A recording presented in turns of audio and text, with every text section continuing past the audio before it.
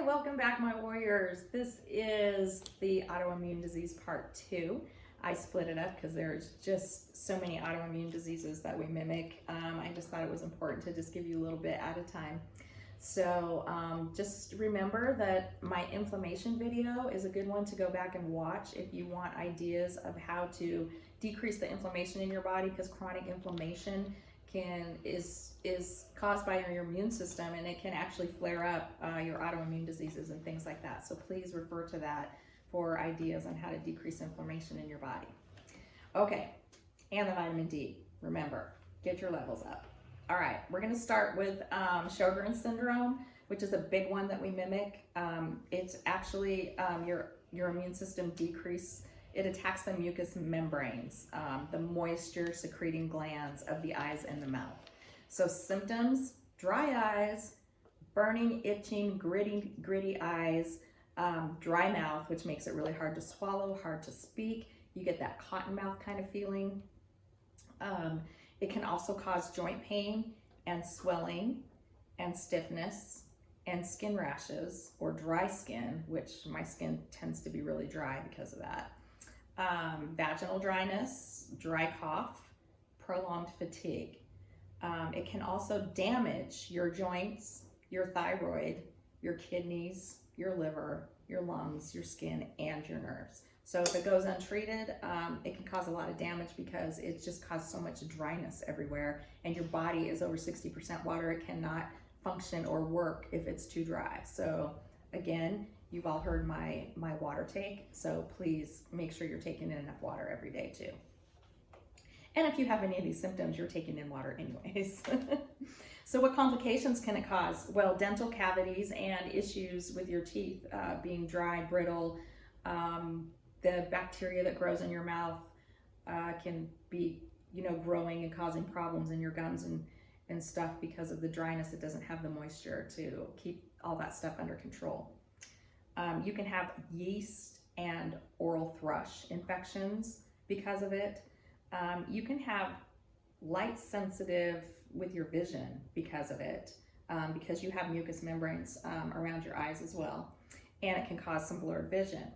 So a lot of us have the dry eyes, the dry mouth, the difficulty swallowing, and sometimes difficulty speaking because your mouth is so dry. So the only thing I can suggest for that, if you don't have the autoimmune, is you can use biotin, which is something that you can get at the drugstore, and it just helps. There's a mouth rinse, and there's these little lozenges that you can suck on to help keep moisture in your mouth, and then drinking lots of water. Those are what I use, and I don't have this. I've been tested for it. I don't have any autoimmune diseases, but I certainly have those symptoms. So that's about all we can do for that one. Okay, so next, Polymyalgia Rheumatica, which is your immune system affecting your muscles. It causes muscle pain and stiffness of your shoulders, your neck, your arms, your hips, your thighs, and it's worse in the morning. It affects people over 65 and rarely people under 50. So if your doctor has told you that you have polymyalgia rheumatica and you're under 50 or not over 65, I would question that. And my doctor actually did tell me that I have this because sometimes with fibromyalgia, we do have muscle weakness, and she did some tests on me and my legs were extremely weak one day when she was testing me, so she just assumed that I had this, but I don't, because I tested negative for autoimmune. I do not have inflammation in my body, so it was just my fibromyalgia causing the symptoms. So you really have to know how your body feels with your fibromyalgia symptoms. It's important that you find your triggers and that you know what your fibromyalgia pain feels like compared to everything else that it could be. And you just learn that as you go along. The longer you live with it, unfortunately, you're going to figure that out. So what does it cause? It causes fatigue, it causes malaise, it causes loss of appetite, causes weight loss, causes depression, low-grade fevers, and limited range of motion, which means it's just hard for you to, move around your joints and use your muscles and things. And with fibromyalgia, of course, we have fatigue, we have stiffness that's worse in the morning, things like that. So we do mimic this one as well. Remaining in one position too long can make it worse, which we know with fibromyalgia, if we sit in one attitude too long, we do get stiff and sore, and we have to get up and we have to move around. So it can, but this illness can become so severe that everyday activities, like just standing from sitting on the couch, is very difficult, and getting dressed can be difficult because of the movements that you have to do, or getting into a car can be difficult because of, you know, your muscles are very weak. So that's that one. I just want to put a little side note right here about steroids. It's the treatment for all the autoimmune diseases, because steroids is what decreases inflammation, which is the whole point, is trying to decrease the inflammatory response of your immune system. But steroids are very, very bad for your body, especially if used long term. That's why I say a better way to decrease the inflammation in your body is by your diet, the things that you eat, drinking lots of water, things like that. Watch the inflammation video, because long-term steroids can cause you to have high blood pressure, high cholesterol, depression, weight gain. You can actually have type 2 diabetes, which is called steroid-induced diabetes, because it makes your blood sugar levels go really high. So if you don't have diabetes, but you're on steroids, you really want to have your doctor watch your blood sugar levels, because if you have steroid-induced diabetes, then you will have decreased healing, you can damage your blood vessels, you can have all of the problems that diabetes causes from high blood sugars floating around in your bloodstream. It can cause osteoporosis and cataracts as well, steroids can. So a better way to treat your autoimmunes is by getting exercise, walking, doing yoga, water aerobics, decreasing the stress in your life, stop smoking, stop drinking alcohol, get your vitamin D levels up, and just do anything you can to help keep your muscles and your joints loose, and you'll feel much better and have less pain. All right, next is Alopecia Areata. I know some of you know what this means. It is your immune system attacking your hair follicles. It can include your eyebrows, your eyelashes, and your facial hair. So it can all start falling out in just big clumps, where you just have like big bald spots in your head. What are the medical treatments? Rogaine or steroid creams. Again, there's the steroids. Natural treatments to help this is microneedling, laser therapy. Zinc actually can help your hair follicles. Biotin, aloe vera drinks, onion juice rubbed into your scalp. That sounds yummy. Can you imagine walking around smelling like onion all day? Essential oils like tea tree, rosemary, lavender, and peppermint will also stimulate hair growth. But you can also lose your hair from stress, which a lot of us with fibromyalgia, this is what's causing our hair loss. Thyroid can also cause hair loss, which we kind of went over earlier, the hyper and hypothyroid. So again, we're having symptoms of some of these autoimmunes, but it doesn't necessarily mean that we have that autoimmune. So your hair, there's something called telogen effluvium. I don't know, I can't say that word, but your hair follicles go into a natural resting phase, and in a few months, they will fall out when you're combing or washing your hair, and that's from stress. So just realize that if all of a sudden you have this big clump of hair in the shower after you wash your hair, that's just your hair falling out because your hair went into a resting phase, and now it's just releasing those hair follicles. And just remember that we can lose up to 1,000 hairs a day, and that's just normal hair growth and whatever. And you probably maybe never really noticed it before until now, because your fibromyalgia or your stress may be making it a little bit worse. So that's why you're seeing big clumps of hair everywhere. There's another condition called Trichotillomania, and mania on the end of that should give you a clue. It's an irresistible urge to pull your hair out. So hopefully none of you have that, because that would be very painful. but just wanted you to be aware that there is actually a condition that causes that.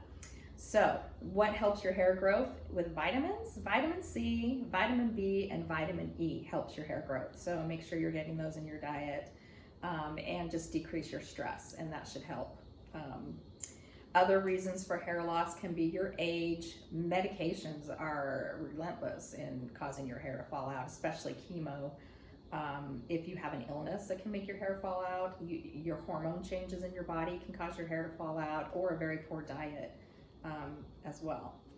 So the stress response, the fight or flight stress response that we are constantly in with our fibromyalgia actually can turn your hair white. So we can get premature graying in our hair as well from our bodies being in that fight or flight stress all the time. There's also neurogenic reasons for your hair falling out. The peripheral nerves that affect your hair follicles and growth can be affected. And most likely with our fibromyalgia, that is what's causing our symptoms. Next, Addison's disease.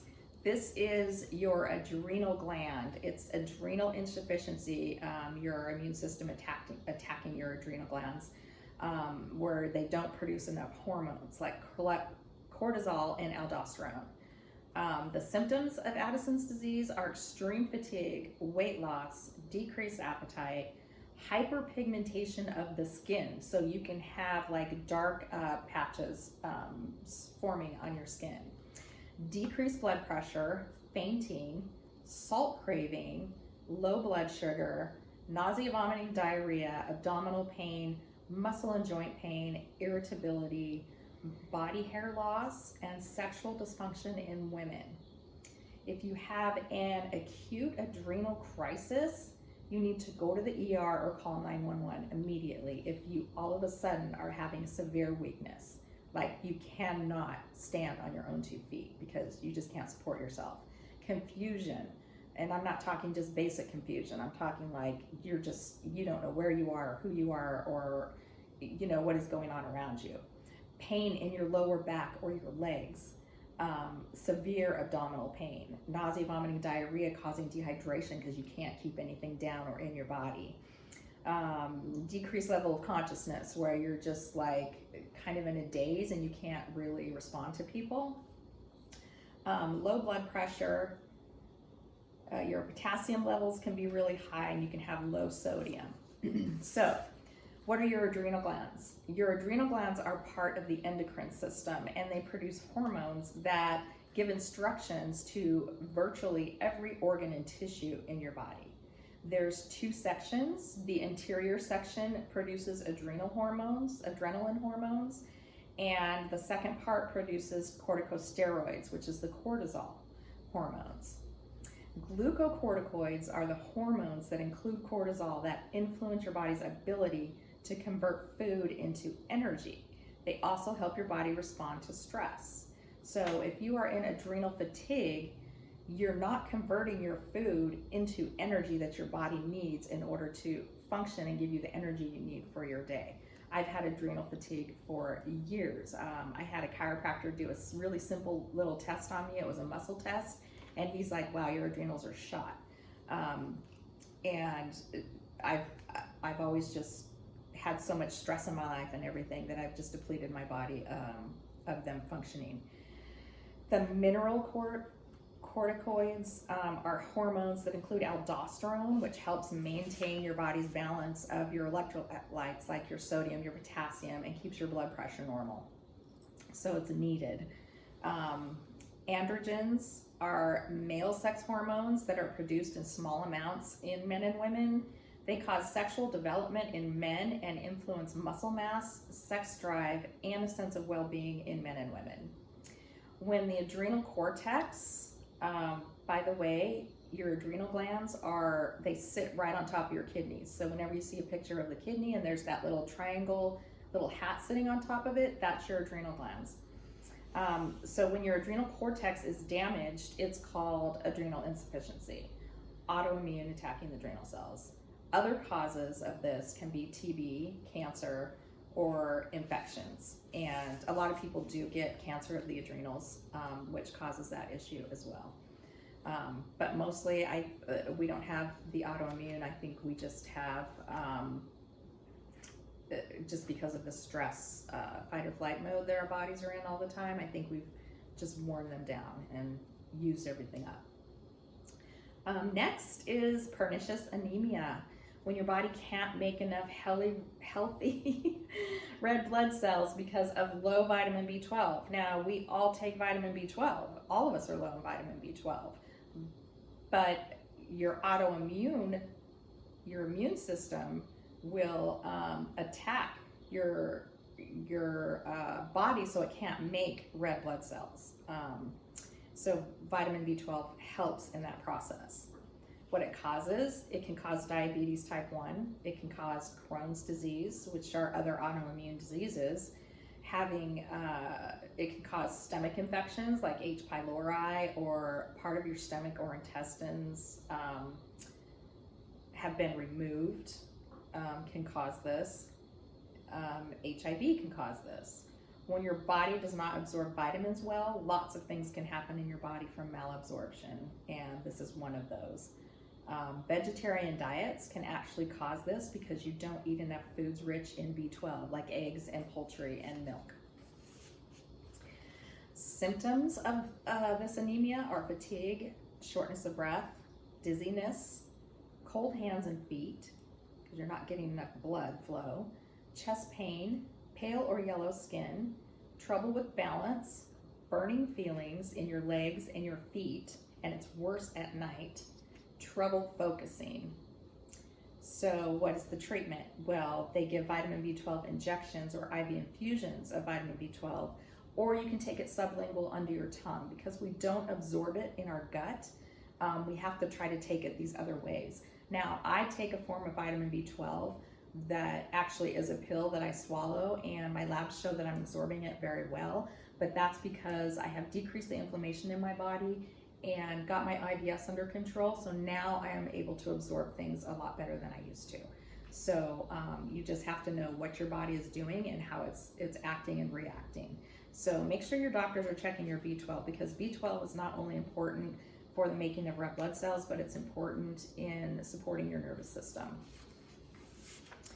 All right, interstitial cystitis. We're almost done, I promise. I know this is a lot. This is when your immune system attacks your bladder. We all have bladder issues from fibromyalgia, so let me explain the difference between this and your autoimmune. Interstitial cystitis is a chronic condition causing bladder pressure, bladder pain, and pelvic pain. Your bladder communicates through the pelvic nerves, which I believe the pelvic nerves is what's causing our issues, not this autoimmune disease. When signals get messed up, you feel the need to urinate more often and in smaller amounts, so you're not completely emptying your bladder all the way, because your nerves that are talking to your muscles and making everything work are not communicating right, so you don't function right. Symptoms: pelvic pain, obviously, pain between your vagina and your anus in women, and between the scrotum and the anus in men. And why there is pain in that area, it just has to do from the nerves, I think, that are functioning that area. You can have the persistent urge to urinate or pain without any infections, and you can also have pain during sex. You can feel like you have a UTI all the time, but there is no infection present when they check your urine. So we have the burning, we have the pain, we have the urinating constantly, but without any kind of infection, and that's just because the nerve messages are getting messed up. Risk factors: it's greater in women than men. Women with fair skin, red hair, usually 30 or older, gets the interstitial cystitis, and believe it or not, they listed fibro and IBS as a reason for having this as well. Complications: causes stiffening of the bladder wall so that your bladder holds less urine. So if it goes untreated, it can really cause problems for you later down the road, and probably can increase your chance of bladder cancer as well. Treatments: basically physical therapy to help strengthen your pelvic floor. You can apply a TENS unit to your low back or above your pelvic bone, and it can help strengthen the muscles and decrease the pain that you're having in your pelvic area. You can do what's called sacral nerve stimulation, where your sacral nerves, they're a primary link between your spinal cord and the nerves to the bladder. So that's another thing that you can look into. Diet, there are things that you want to cut out of your diet that are common bladder irritants, and those are the 4 C's: carbonated beverages, caffeine, citrus products with high vitamin C in it, tomatoes, alcohol, some spices, and artificial sweeteners are all bad for your bladder. So try to cut those things out of your diet. You can also do what's called bladder training to try to reduce your symptoms and wear looser clothing, decrease your stress, stop smoking, and exercise. And that is really the only way to control everything in your body. All right, Meniere's disease. We've all heard about that because we all complain of dizziness and losing our balance and things like that. So let's talk about Meniere's disease. It's an immune attack on your inner ear. It causes vertigo and hearing loss, and it usually only affects one ear, not both. So you can have recurring vertigo, which is that spinning that just hits you out of nowhere, and you just feel like you've been drinking all night and the room is just spinning and you're like, whoa, what just happened? Hearing loss and tinnitus, that annoying ringing in your ear. Like, there are times where I can just have ringing all day long, sometimes for days, and then it goes away. So that's what happens. Feeling a fullness in the ear or pressure. Other causes are viral infections, improper fluid drainage of the inner ear. Vertigo causes dizziness, balance problems, and falls. There is a medication treatment called meclizine that can help treat the dizziness, but the ringing in the ear and all that stuff, there's really nothing you can do about it. So next, this is I think the last one that I'm going to go over. Oh no, there's 2 more. Okay, so narcolepsy is the next one. It's excessive uncontrollable daytime sleepiness. So you can fall asleep without warning during the day. You have sleep paralysis, which is the inability to move or speak while falling asleep or waking.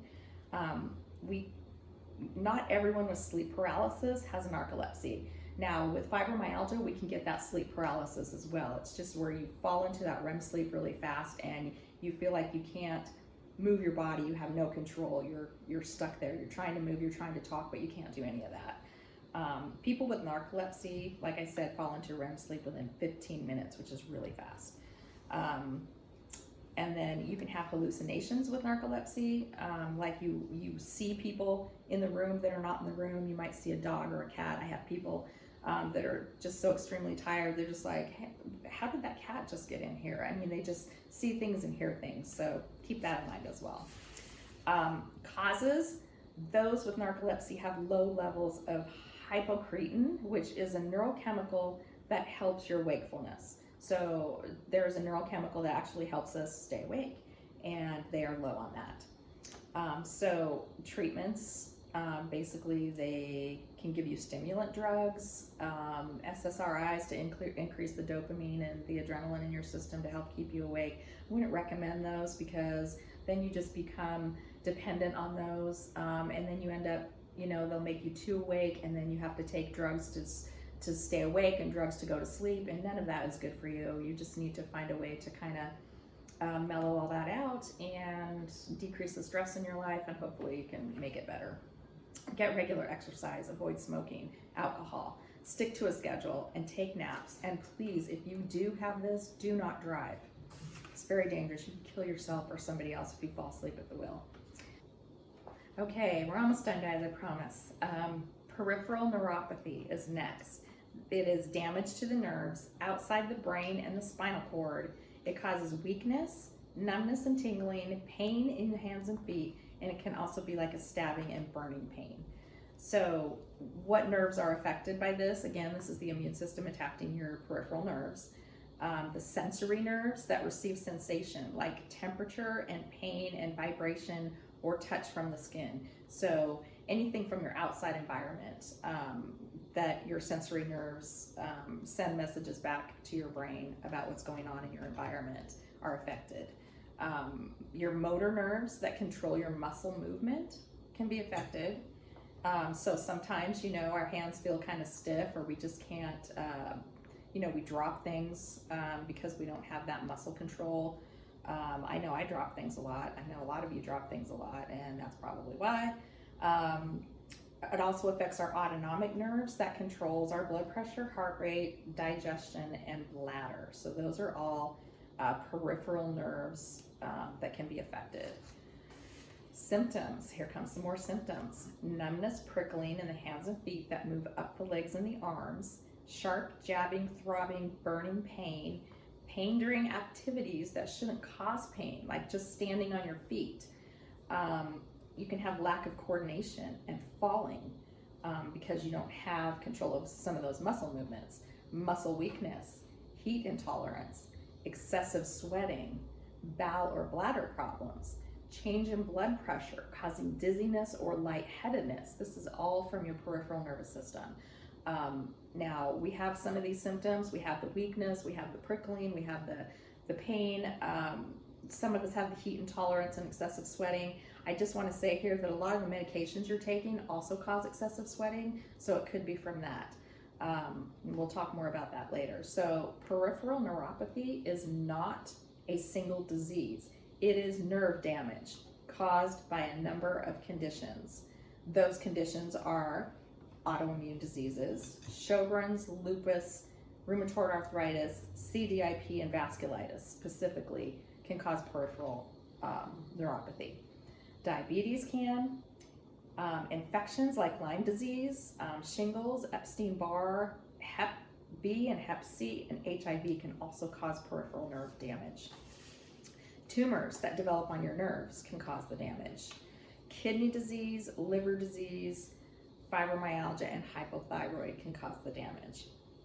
Other causes are environmental, so alcoholism, poisons that you may be subjected to, chemotherapy, trauma. So your B vitamins and your B12 and your vitamin E and niacin are all vital to your nerve health. So if you want to help yourself out and maybe get rid of some of these symptoms that are being caused, you need to increase your B vitamins, your vitamin E, and your niacin. And then manage your underlying conditions. Do everything you can, like no smoking, don't drink alcohol, get regular exercise so that your nervous system is functioning normally. Okay, I believe this is the last one. This is Raynaud's, which causes your fingers and toes to feel numb and cold in response to cold temperatures or stress. So the blood flow is limited to your hands and feet, and it causes cold fingers or toes. It causes color changes of your fingers or toes. They can either turn blue or white. They can be prickly or have a numb feeling, kind of like, if you've ever had, what is it when you go to the snow and you get really cold? I forget what that's called, but anyways, it's kind of like that. You can get prickly or numbness feelings, and it can also affect your nose, your lips, and your ears. Some causes are connective tissue diseases, diseases of the arteries, carpal tunnel, repetitive actions, smoking, and a lot of people that smoke do have this, by the way. Injuries to your hands or your feet. Okay, last one, everybody. Restless Leg Syndrome. I know a lot of you have problems and issues with this, and I bet you didn't know it was an autoimmune disease. Well, it is. It's the uncontrollable urge to move your legs, and it usually happens at night or at bedtime. It can be caused by an imbalance in the brain of dopamine, and peripheral neuropathy can also cause it. Iron deficiency and kidney failure can be other causes of restless leg. They don't really completely understand it or the mechanism that makes it happen. So treatments right now is medications to increase the dopamine in your brain, which are the depression medications that we take that they give us, like Cymbalta, Effexor, fluoxetine, all the other ones, Savella, whatever.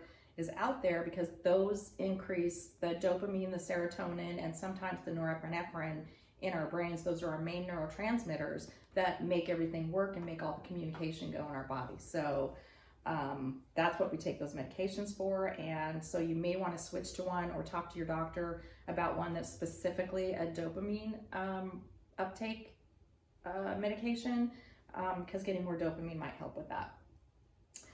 You can take muscle relaxers that might help with that. You can take baths and get massages. Heat or cold packs sometimes help. Exercise. A lot of people use those weighted blankets. Sometimes those can help, maybe just from the weight on there, kind of calm your nerves down so that that doesn't happen. Avoid caffeine drinks. And there's also foot wraps that you can use. You can talk to your physical therapist. I don't know if they sell them at medical stores or on Amazon, but there's wraps that you can use that kind of put a little bit of pressure on your leg to hopefully calm down the nerves that are going off in your legs. So that's it. We're done with the autoimmune diseases for now. If there's a specific autoimmune disease that I did not cover and you want more information about, please leave it in the comments, and I will get back to you and see if I can get your questions answered for you. But basically, there's not a lot known about these autoimmune diseases or how to treat them other than calming down the immune response in your body, which is steroids and NSAIDs, which both of those drugs end up being really bad for you. So again, there's a lot of things you can do on your own besides medications to decrease inflammation in your body and to get your immune system under control. Again, if you go watch the inflammation video, there's a lot of good information in there about how to rid your body of inflammation. They are doing some research on